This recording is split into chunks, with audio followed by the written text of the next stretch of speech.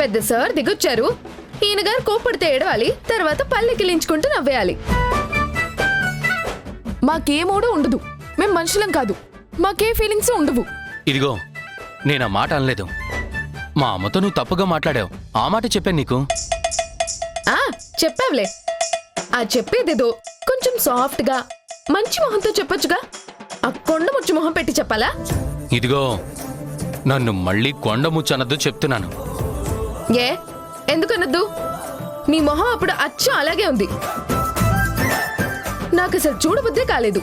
అయినా నువ్వు కొండముచ్చు కాదు, లొట్టి పెట్టవి, ఫ్యాక్టరీ గొట్టానివి. ఏయ్, ఊరుకుంటున్నానని ఇంక మాటలు జారద్దు చెప్తున్నా. జారితే ఏం చేస్తావురా? లొట్టి పిట్ట, కిస్మిస్ పిట్ట, నీ నెత్తి మీద కొట్ట. ఏయ్ పొట్టి, చాలా ఎక్కువ చేస్తున్నావు. చేస్తాన్రా. ఇందాక నువ్వు చేసావు, ఇప్పుడు నేను చేస్తున్నాను. ఏయ్ నిన్ను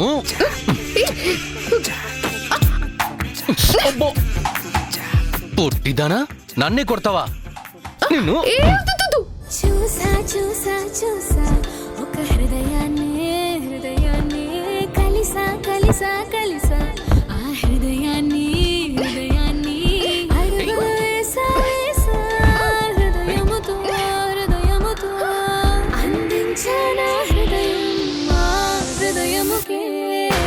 చూసా చూసా చూసా ఒక హృదయాన్ని కలిసా కలిసా కలిసా ఆ హృదయాన్ని అడుగులు వేసా వేసా హృదయంతో అందించానా హృదయముకే.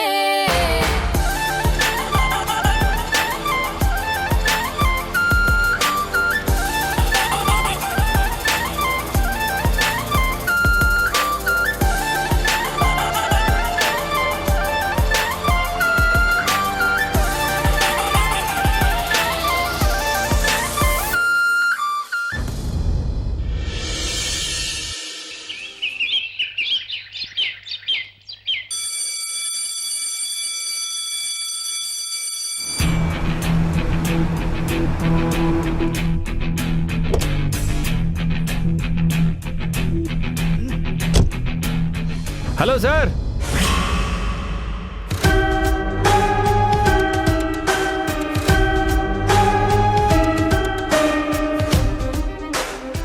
నువ్వా? అవును సార్, నేనే. గుర్తుపట్టారా? వారాహి ఉడ్బీని. చెప్పేంటి విషయం? ఏం లేదు సార్, ఓ విషయం తెలుసుకుందామని వచ్చాను. మీరు ఈ స్కూల్లో పనులు మాత్రమే పర్యవేక్షిస్తుంటారా? ఇంకేదైనా ఎక్స్ట్రా డ్యూటీలు కూడా చేస్తుంటారా? అసలు నీకేం కావాలో సూటిగా అడుగు. ఏం లేదు సార్, మీరు ఈ స్కూల్లోనే కాకుండా అర్ధరాత్రులు స్కూల్లో పనిచేసే ఆడవాళ్ళ ఇళ్ళ దగ్గరికి వెళ్ళి కాపలా కాసే పని కూడా చేస్తున్నారా అని అడుగుతున్నాను అంతే. మీరిక్కడికి ఎందుకు వచ్చారు? ఇక్కడేం పని మీకు? వెళ్ళిపోండి ఇక్కడి నుంచి. వెళ్తాను. ఎందుకెళ్ళను? నేను ఇక్కడే ఉండి అన్నీ అడుగుతుంటే మీ రహస్యాలు బయటపడిపోతాయి కదా.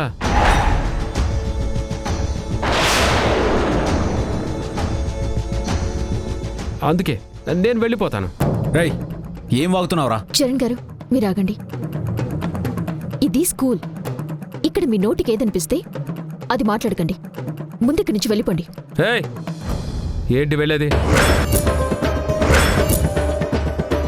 అసలు నీ మొగుణ్ణి నేనుండగా. Stop it, stop it, stop it. మీరు నాకు మొగుడు కాదు. మనకి పెళ్లి అవ్వలేదు. జస్ట్ సంబంధం ఓకే అనుకున్నాం అంతే. ఓకే అనుకున్నాం కదా.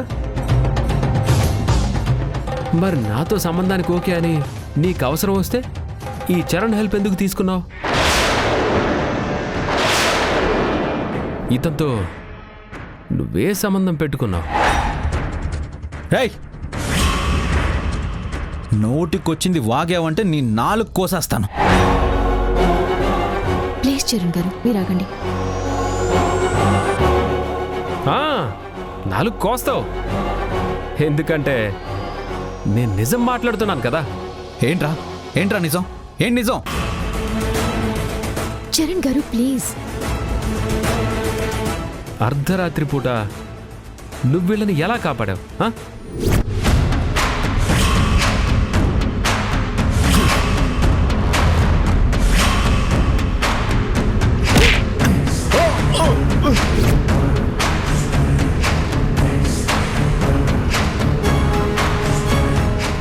మీ ఇంటికి వీళ్ళింటికి మధ్య 5 కిలోమీటర్ల దూరం ఉంది. నువ్వేం పక్కింట్లో లేవు కదా వీళ్ళ అరుపులు విని గబగబా వచ్చేయడానికి. అంత దూరంలో ఉండాల్సిన నువ్వు వారాహికి అంత దగ్గరగా ఎలా ఉన్నావు?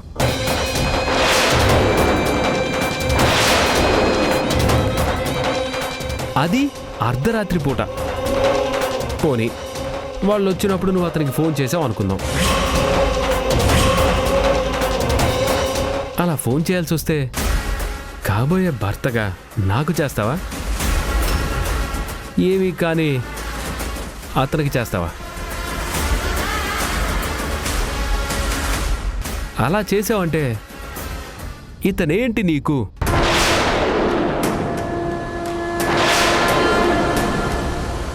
ఒకవేళ నువ్వు ఫోన్ చేసుంటే అతనింటి దగ్గర నుండి రెడీ అయి బయటకొచ్చి కారు స్టార్ట్ చేసుకుని 2 నిమిషాల్లో మీ ఇంటికి వచ్చేయగలడా?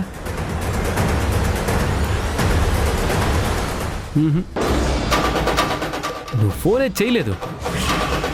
ఖచ్చితంగా అతను మీ ఇంటి దగ్గరే ఉన్నాడని అర్థమైపోతుంది.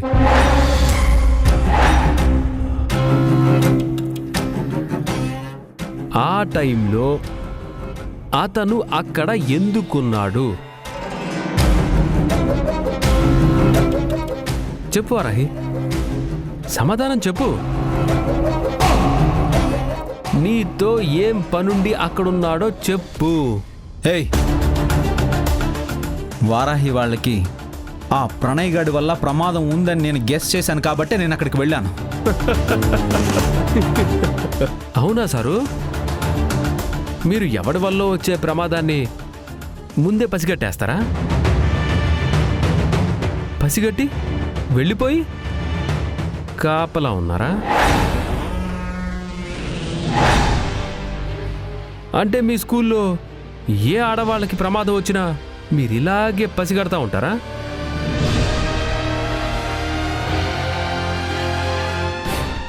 ఒకవేళ పసిగడితే అందరి ఆడవాళ్ల ఇళ్ళకి అర్ధరాత్రులు వెళ్ళి ఇలాగే కాపలా కాసేస్తారా? ఏయ్ ఏం మాట్లాడుతున్నావు నువ్వు?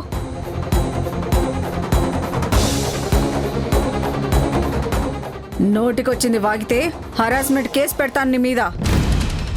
పెట్టండి. ఏ కేసు పెడతారో నేను చూస్తాను. అప్పుడు నేను ఈ స్కూల్ మీదే కేసేస్తాను.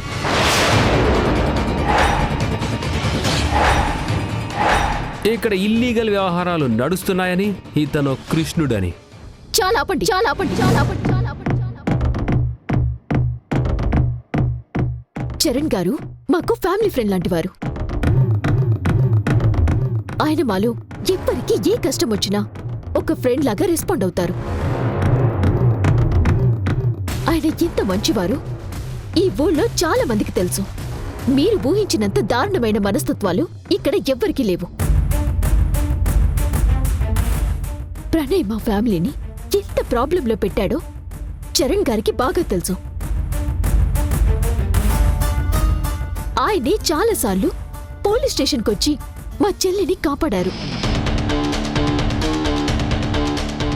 మాకు తెలిసిన పరపతున్న వ్యక్తి సాయం తీసుకున్నంత మాత్రాన ఇలాంటి దుర్మార్గమైన ఊహలు చేసి దారుణమైన అబండాలు వేయకండి.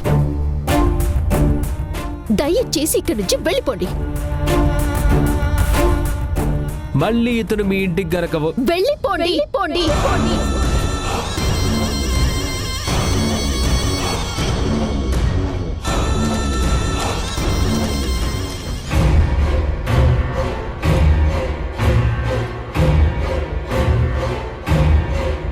ఇంకొక్క మాట కూడా మాట్లాడకుండా మీరిక్కడి నుంచి వెళ్ళిపోండి. అనవసరంగా తెగే వరకు లాక్కండి. అర్థమైంది. నేను ఇంకా మాట్లాడితే నాతో పెళ్లి క్యాన్సిల్ చేసుకోవడానికి కూడా రెడీ అయిపోతానని చెప్తున్నావా? అంటే క్యాన్సిల్ చేసేసుకుందామా? ఏ చేస్తే చేసుకోరా వారాహి. ఇలాంటి వాడితో నీకు పెళ్లి అవసరం లేదు. క్యాన్సిల్ చేసుకో. చరణ్ గారు ప్లీజ్, దయచేసి మీరు మాట్లాడకండి. కాస్త ఓపిక పెట్టండి. చూడండి, ఈసారి నాకు ఏ ప్రాబ్లం వచ్చినా మిమ్మల్ని పిలుస్తాను. ఓకేనా? ఇక వెళ్ళండి.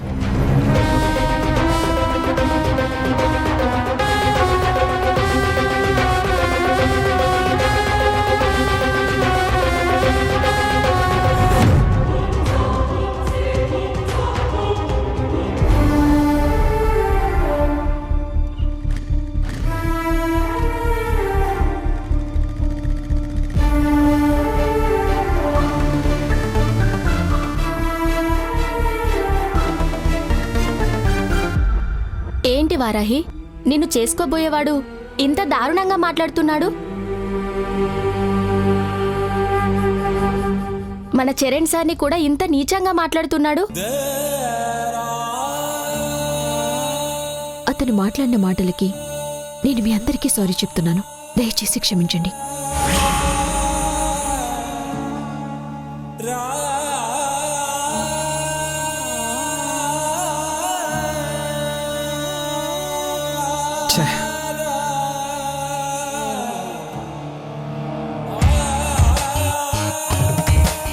ఎందుకైనా మంచిది నేను చేసుకోబోయేవాడు ఎలాంటి వాడో తెలుసుకోవారాహి. మేమంటే ఈరోజు ఉన్నాము, రేపు పెళ్ళైతే నీతో ఎవ్వరూ ఉండరు, అతను తప్ప.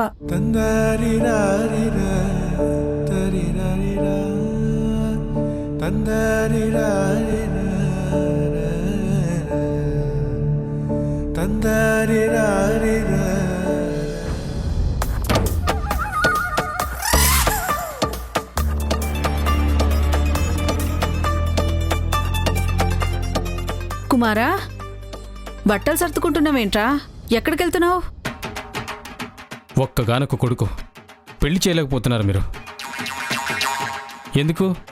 వేస్ట్. ఇంత చేతగా నమ్మనాలతో కలిసి ఉండడం వేస్ట్. అసలు ఇక్కడ ఉండడమే వేస్ట్. ఎక్కడికైనా వెళ్ళిపోతేనే నేను ప్రశాంతంగా ఉండగలను. అరే ఏం మాటలు రావి? నువ్వు మాకు ఒక్కగానొక్క కొడుకురా. నువ్వు లేకపోతే మేమెలా బతకగలం? వద్దురా, నువ్వు ఇలాంటి ఆలోచనలు మానుకోరా. తప్పుకోమా. ఒరే వద్దురా, ఆగరా. ఒరే వెళ్ళకురా. నిన్నే. ఏమండి ఏమండి, చూసారా వీడేమంటున్నాడు? మనల్ని వదిలేసి ఎక్కడికో వెళ్తాడంట. ఎరా ఎక్కడికి వెళ్తున్నావు? నేను వెళ్తున్నాను ఎవరు చెప్పారు? మరి మీ అమ్మ అంటుంది కదరా. ఆ అమ్మలా అనుకుంటుంది.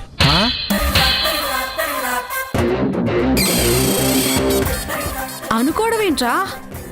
బ్యాగ్లో బట్టలు సర్దుకొని తీసుకొచ్చావు. ఆ బట్టలు నావి కాదు, మరి మీవి. ఇంట్లోంచి బయటకు వెళ్తుంది నేను కాదు, మరి మీరు. మేము వెళ్ళడం ఏంట్రా? నీకేమైనా పిచ్చి పట్టిందా? అమ్మా, ఇందాక నువ్వు కన్ఫ్యూజ్ అయ్యావు. నేను మీతో కలిసి ఉండడం వేస్ట్ అన్నాను. మీరు వెళ్ళిపోతే నేను ప్రశాంతంగా ఉంటాను అని అర్థం. రే, అమ్మా నాన్నల ఇంట్లోంచి తరిమేసేవాడిని కొడుకు అన్నారా? మరి కొడుకు పెళ్లి చేయాలి మిమ్మల్ని తల్లిదండ్రులు అంటారా? అవతల వాళ్ళు పెళ్లికి రెడీ అయిపోతున్నారు, నేను మాత్రం వెర్రి వెంగళప్పలా మిగిలిపోతున్నాను. అందుకే మిమ్మల్ని బయటికి పంపించేస్తున్నాను. రే, నిన్ను కనీ పెంచింది మమ్మల్ని ఇంటి నుంచి బయటికి పంపిస్తావనే? ఎవరు కనమన్నారు? నేను చెప్పాను మిమ్మల్ని కనమని. మీరే కన్నారు, మీరే పెంచారు. ఇప్పుడేమో ఒక్కటంటే ఒక్క పెళ్లి చేయలేకపోతున్నారు. రే, నువ్వు మమ్మల్ని పంపించలేవురా. ఈ ఇల్లు నాది, కానీ నీ బాధలో అర్థం ఉందిరా. టైం మన చేతిలో లేదురా. అందుకే మనం ఇంత కష్టపడి ప్లాన్ చేసినా ఏదీ ఫలించలేదు.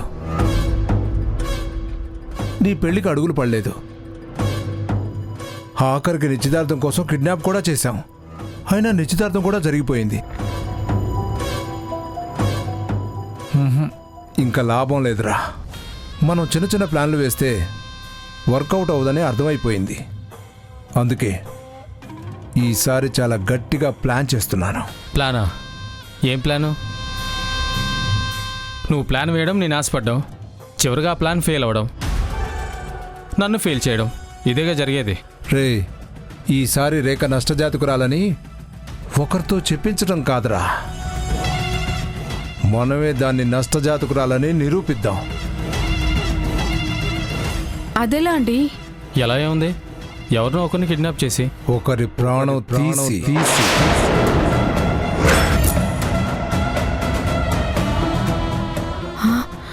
చంపేస్తారా?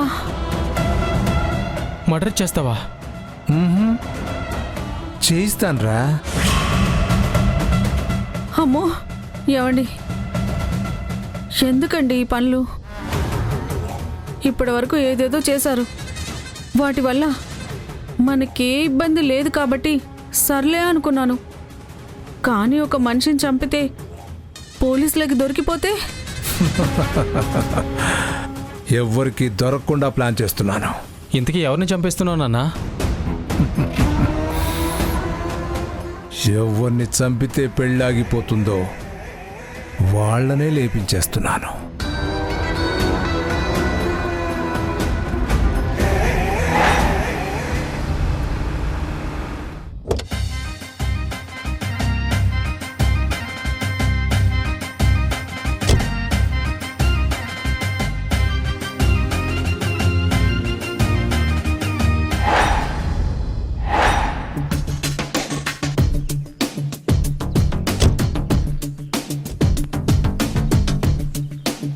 వీళ్ళు మళ్ళీ ఎందుకు వచ్చారు? పెళ్ళయ్యేలోపు రోజు ఏదో ఒక పని పెట్టుకుని ఇలా వస్తూనే ఉంటారా? ఎంత తెలిసిన సంబంధమేనా?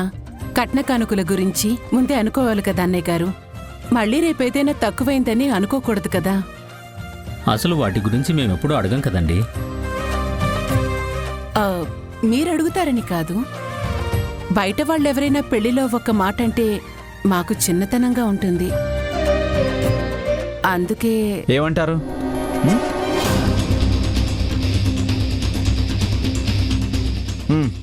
ఏమంటారు? అదే తక్కువ కట్నంతో మంచల్లుని పట్టేశారు అని. మేము సంతలో పశువునేం కొనలేదు, అల్లుని తెచ్చుకున్నామని చెప్పండి, ఎవరు మాట్లాడినా.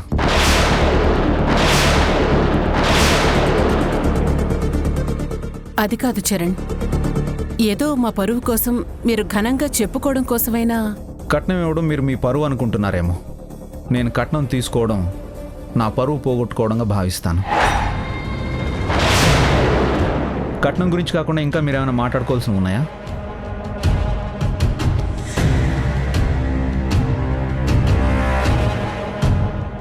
సరే, మీరు మాట్లాడుకోండి, నాకు కొంచెం పని ఉంది, నేను లోపలికి వెళ్తాను. మీరు అసలు కట్నం అనే మాట గురించి మర్చిపోయి ఇక్కడికి రావాల్సిందే. మీకు చరణ్ గురించి కొంతవరకే తెలుసు అరుంధతి గారు. వాడు డబ్బుని బ్రతకడానికి పనికొచ్చే సాధనంగా మాత్రమే చూస్తాడు, అంతకు మించి దానికి విలువివ్వడు. రోజూ ఏసీలో పడుకునే తనకంటే ఆరు బయట వెన్నెలలో ఇసుక దిబ్బెల మీద హాయిగా నిద్రపోయే కూలివాడే కోటీశ్వరుడంటాడు. చరణ్ చాలా గొప్ప మనసున్నవాడు. మా అమ్మాయి చాలా అదృష్టవంతురాలు. సరేనమ్మా, బావగారి మాట ప్రకారం కట్నం గురించి ఇంకేం మాట్లాడద్దాం. పెళ్ళి ఎలా చేయబోతున్నామో అది మాత్రమే మాట్లాడు. అన్నయ్య గారు, మా కుటుంబం తరపున మీకు ఒక రిక్వెస్ట్. ఇది మాత్రం మీరు మీ అబ్బాయికి నచ్చ చెప్పి ఎలాగైనా ఒప్పించాలి. లేదంటే ఇన్నేళ్లుగా నేను కాపాడుకుంటూ వస్తున్నా మా వంశం పరువు నిజంగానే పోగొట్టుకున్నదాన్నవుతాను. వాడికి నేను ఏదైనా ఇది మంచి ఇది చెడు అని ఎప్పుడూ చెప్పలేదమ్మా. అయినా చెప్పండి, పర్వాలేదు, నేను ఒకసారి చెప్పి చూస్తాను. అది కాదన్నయ్య గారు, ఇప్పటి వరకు మా ఖాందాన్ మొత్తంలో ఏ పెళ్లి జరిగినా మా రాజస్థానీ సాంప్రదాయ పద్ధతిలో చాలా ఘనంగా జరిగింది. నా కొడుకు పెళ్లి అంత ఘనంగా చేద్దామనుకున్నాను. కానీ మీకు తెలుసు కదా, కుదరలేదు. అందుకే నా చేతుల మీదుగా జరిగే ఈ ఒక్క పెళ్లిని నాకు నచ్చినట్టుగా చాలా గ్రాండ్గా మా రాజస్థానీ సాంప్రదాయం ప్రకారం జరిపించడానికి ఒప్పుకోమని చరణ్కి మీరు చెప్పండి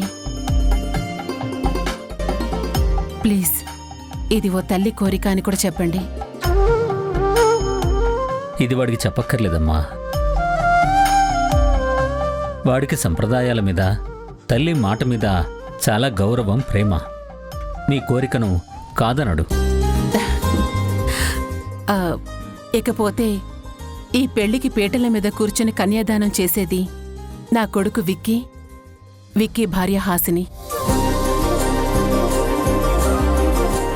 వీళ్ళిద్దరే పెళ్లి పనులన్నీ చూసుకుంటారు. అలాగే.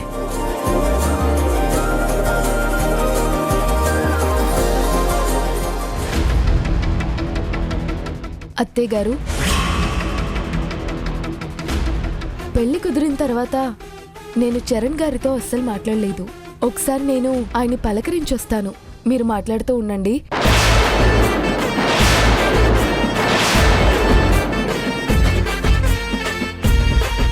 రేఖతో మీ పెళ్లి జరగాలని ఆ ఇంటి మనిషిగా నేను కోరుకుంటున్నాను. కానీ నా డౌట్ క్లియర్ చేసుకోవాలని అడుగుతున్నాను. ఎందుకు ఒప్పుకున్నారు ఈ పెళ్లికి? దానికి 2 రీజన్స్. రెండా? ఏంటి? ఒకటి వారాహి, మా అక్క. రెండోది నువ్వు.